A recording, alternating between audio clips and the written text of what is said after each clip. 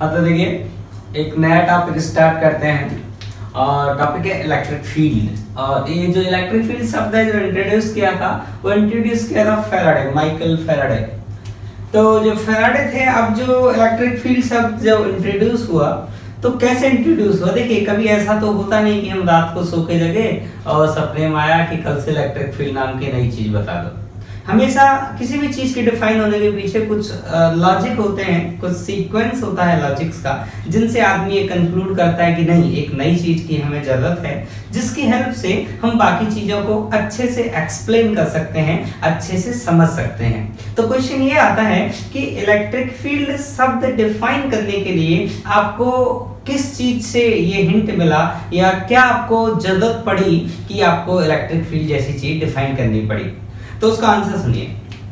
तो जैसे हम डेली लाइफ में जीते हैं, जैसे मान लीजिए मैं हूँ, मान लीजिए मेरे सामने कोई आदमी है और मुझे उसको मान लीजिए फोर्स लगाना है, मुझे उससे थप्पड़ मारना है। तो थप्पड़ मारना मतलब फोर्स लगाना, तो मैं उसको ऐसे हाथ ले जाके जाऊंगा और उसको ऐसे मार दूंगा तो उसको लग जाएगा।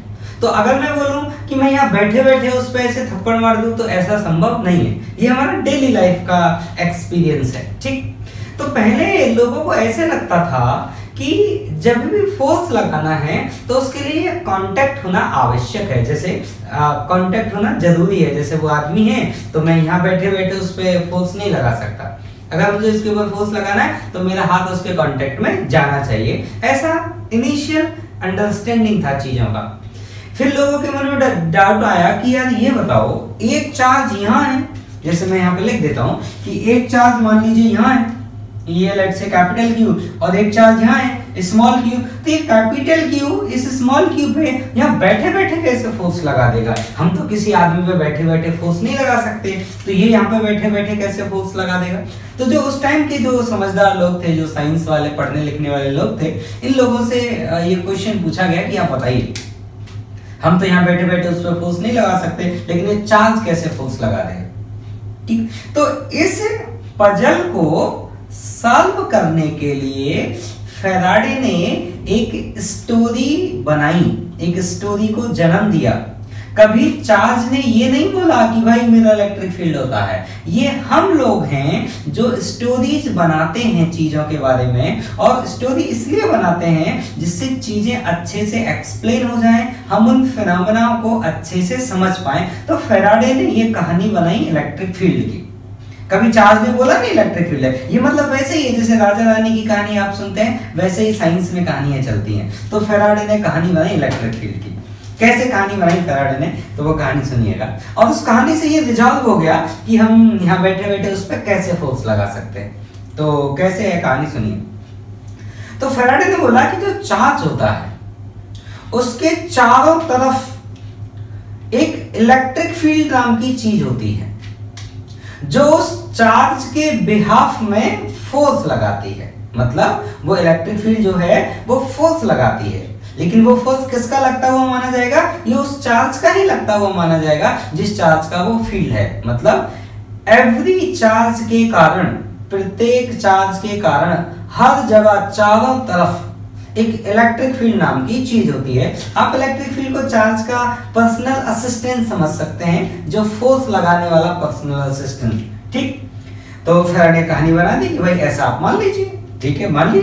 तो ऐसा मानने से अब कैसे कहने होगा? तो उसने बोला देखो ये कैपिटल क्यू चार्ज है, इसके कारण इलेक्ट्रिक फील्ड हर जगह होता है, तो इस कारण इलेक्ट्रिक फील्ड यहाँ भी होगा।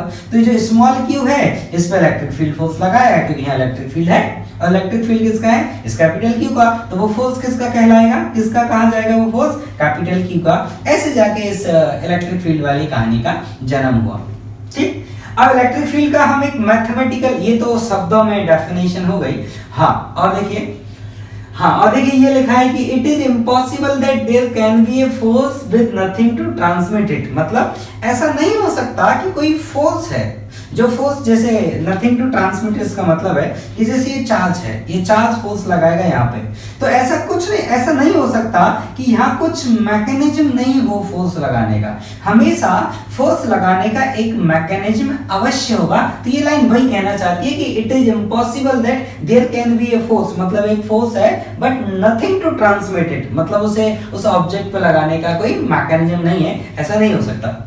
There is nothing like direct contact action, जो हम कहते हैं ना कि हमारा हाथ कांटेक्ट में आया फिर फोर्स लगा, तो यहां से ये कंक्लूड हुआ कि कभी भी डायरेक्ट कांटेक्ट जैसा कोई चीज नहीं है, सारे फोर्सेज बिना कांटेक्ट के ही हैं। तो आप बोलोगे हम तो इसको ऐसे हाथ से इस पे बोर्ड पे लगाए, देखो बोर्ड से कांटेक्ट में हो गया, तो आप इसको अगर जूम करके देखेंगे ना, बहुत जूम करते जाइए, बहुत जूम, तो आपको पता चलेगा कि वो कांटेक्ट है ही नहीं, वो हमें हमारी नेकेड आई से ऐसा लग रहा है कि वो कांटेक्ट में है, लेकिन वो कांटेक्ट में नहीं है।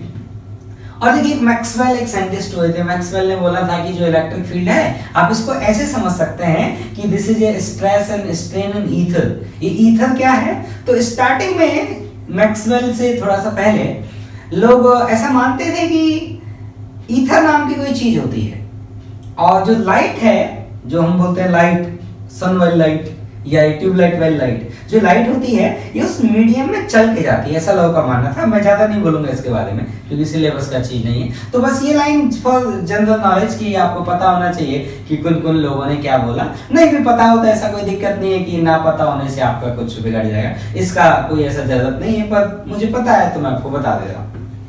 अब बात आते हैं इलेक्ट्रिक फील्ड का मैथमेटिकल डेफिनेशन क्या होगा।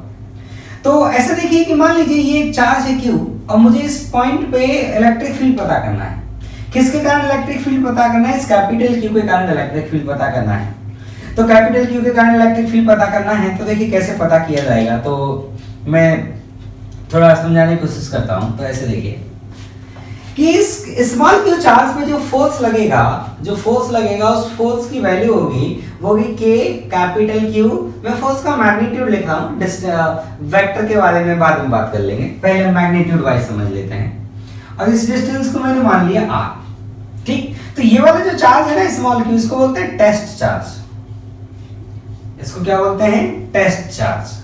और इसको बोलते हैं सोर्स चार्ज। हम किसका इलेक्ट्रिक फील्ड लिखने जा रहे हैं? कैपिटल Q का। तो इस कैपिटल Q को क्या बोलते हैं? Source charge. और इसको क्या बोलते हैं? Test charge. तो ये F हुआ। ये F कौन है? ये है force on small q applied by capital Q। आप इस F में Q का डिवाइड लगा, जब आपने इस F में Q का डिवाइड लगाया तो ये आया K capital Q upon small r square. अब आप ध्यान से देखिए कि ये वाली चीज जो है, ये वाली जो टर्म है, ये वाली टर्म इस वाले टर्म के बराबर है, ठीक।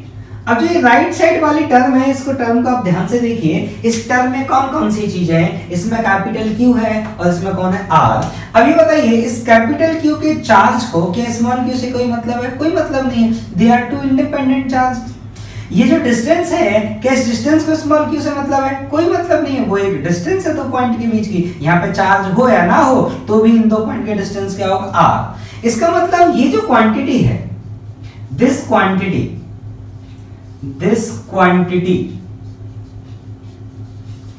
doesn't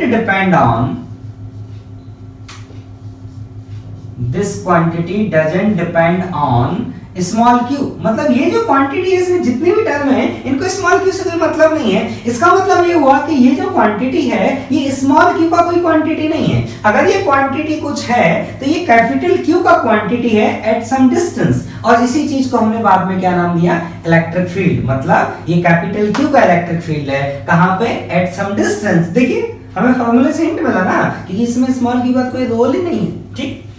अब फिर हम एक डेफिनेशन, जैसे मैथमेटिकल जब डेफिनेशन लिखी जाती है, इलेक्ट्रिक फील्ड का जब मैथमेटिकल डेफिनेशन लिखा जाता है तो वैसे लिखा जाता है कि किसी पॉइंट पे आप पॉइंट चार्ज रखना Q, जिसको बोलते हैं टेस्ट चार्ज, और उस टेस्ट चार्ज पे फोर्स निकाल लेना। टेस्ट चार्ज पे फोर्स निकाल लेना और फोर्स में Q का डिवाइड लगा देना, फोर्स में Q का डिवाइड लगा देना, तो जो चीज आएगी उस चीज को हम बोलते हैं इलेक्ट्रिक फील्ड। और ये किसका इलेक्ट्रिक फील्ड होगा? उस सोर्स चार्ज का इलेक्ट्रिक फील्ड होगा जिसने फोर्स लगाया। ये किसका इलेक्ट्रिक फील्ड है? जिसने फोर्स लगाया। और तो फिर यहाँ पर भी क्वेश्चन आता है कि ये लिमिट Q टेंडिंग टू 0 क्यों लिखा गया?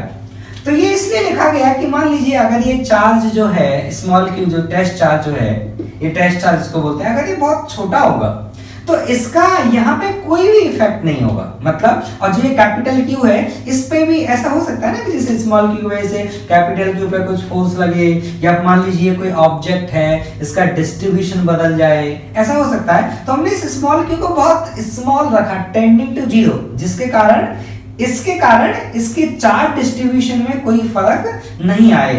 तो यहाँ पे जो इलेक्ट्रिक फील्ड हमें मिले वो किसके कारण मिले, कैपिटल क्यू के कारण मिले। ठीक, तो for the safety by definition हम स्मॉल क्यू को क्या पुट कर देते हैं, टेंडिंग टू जीरो। ठीक, तो ठीक है। अब यहां से मैं इस इक्वेशन को एक बार और लिखता हूं आपके सामने।